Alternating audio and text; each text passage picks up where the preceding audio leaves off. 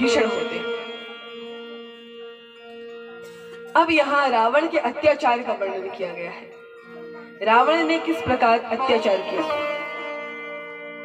विश्रवा मुनि जो थे, उनकी दो पत्नियां थी, एक कैकई और एक इलविडा। जो कैकसी थी वे राक्षस कुल की थी और राक्षसों ने बहुत विचार कर उनका विश्रवा मुनि से विवाह कराया था कि हमारा जो वंश है वह चल नहीं रहा है, इसमें कोई बलवान पुत्र हो नहीं रहा है, क्योंकि सभी असुर कामी होते हैं, इसीलिए कोई बलवान पुत्र हो नहीं पा रहा है। इसीलिए ऐसा करते हैं कि विश्रवा मुनि की जो शक्ति है उससे एक पुत्र हो और उसको हम असुर बनाएं और फिर हम अपना असुर कुल आगे बढ़ाएं। तो विश्रवा मुनि की जो पत्नी है कैकसी, इलविडा तो मुनि पुत्री है, लेकिन कैकसी जो है वो राक्षस कन्या है, उनका विवाह विश्रवा मुनि से कराया गया। उनके 3 पुत्र हुए। कौन कौन? रावण, कुंभकर्ण और विभीषण नहीं, शूर्पणखा। विभीषण उनके सौतेले भाई थे जो कि इलविडा से, ऋषि कन्या से उन्हें प्राप्त हुए थे। विभीषण कुबेर ये सगे भाई हैं, ये इलविडा से जन्म लेते हैं। यहाँ पे रावण का जन्म हुआ। रावण को बड़ा प्रकांड विद्वान बनाया। जब वह आंगने में खेलता था तभी उसको वेद सिखा दिए गए, वेद सुनाते थे। उसके बाद जब वह 12 साल का हुआ तब तक उसे सारे वेद कंठस्थ हो गए थे, कर्म कांड में वह पारंगत हो गया था। उसके बाद विश्रवा मुनि ने सोचा कि अब मैं जाके क्या करता हूँ, अब मैं जाके अच्छे से तीर्थ यात्रा करके आता हूँ। 2 साल 26 दिन में अच्छे से तीर्थ यात्रा हो जाएगी, उसके बाद मैं आऊंगा, फिर इनकी आगे की शिक्षा की ओर ध्यान देंगे। जब ये गए तो राक्षसों को पता चला। राक्षसों ने सोचा कि 2 साल 26 दिन है। धीरे धीरे रावण को समझाने लगे, अरे तो ये क्या कर रहा है, वेद पुराण पोथी हाथ में रखा है, मदिरा क्या ग्लास पकड़ा है उसे, इसको भी, ये है हमारे असुरों का संपत्ति। इस तरह से रावण को धीरे धीरे बिगाड़ दिया और रावण को राक्षसी तामसी प्रवृत्ति का कर दिया।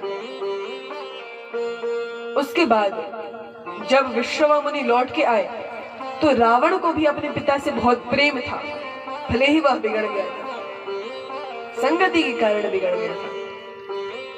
जब विश्रवा मुनि आए, उन्होंने देखा कि मेरे पुत्र के हाथ में मदिरा है। उन्होंने कह दिया कि अब मैं इसके मुख की ओर भी नहीं देखूंगा। रावण क्षमा मांगता हुआ उनके चरणों में गिर गया, लेकिन वो कहते हैं नहीं, तू मेरा कुल का नाशक है, तू कुल नाशक है, कुल घालक है,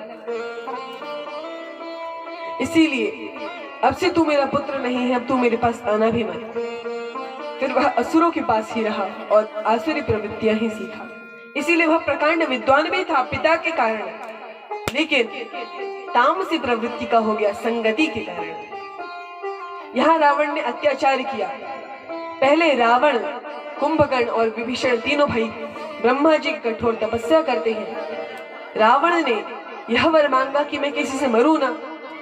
अब ब्रह्मा जी कहे तुम सब असुर एक ही वर क्यों मांगते हो, जो मैं खुद अमर नहीं हूं तुम्हें कहां से अमर करूंगा।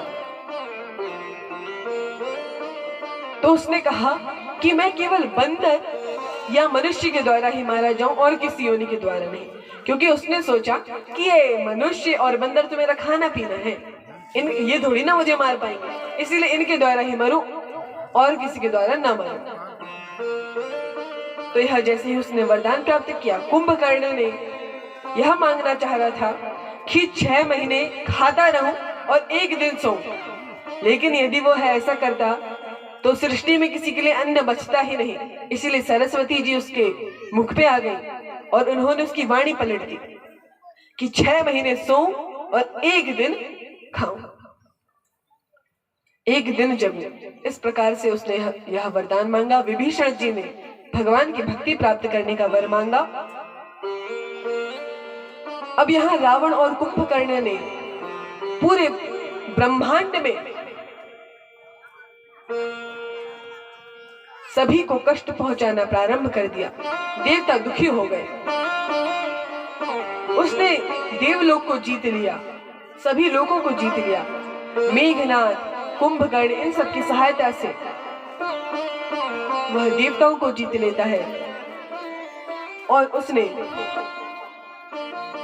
पूरे ब्रह्मांड पे अपने राज करने का विचार बनाया। त्रिलोकी का वह स्वामी हो गया। उसने सभी संतों को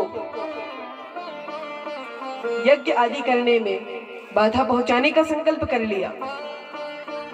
इस तरह से देवताओं को भोजन प्राप्त हो नहीं रहा था, यज्ञ आदि हो नहीं रहे थे। उसने इस प्रकार से बड़ा अत्याचार किया। तब पृथ्वी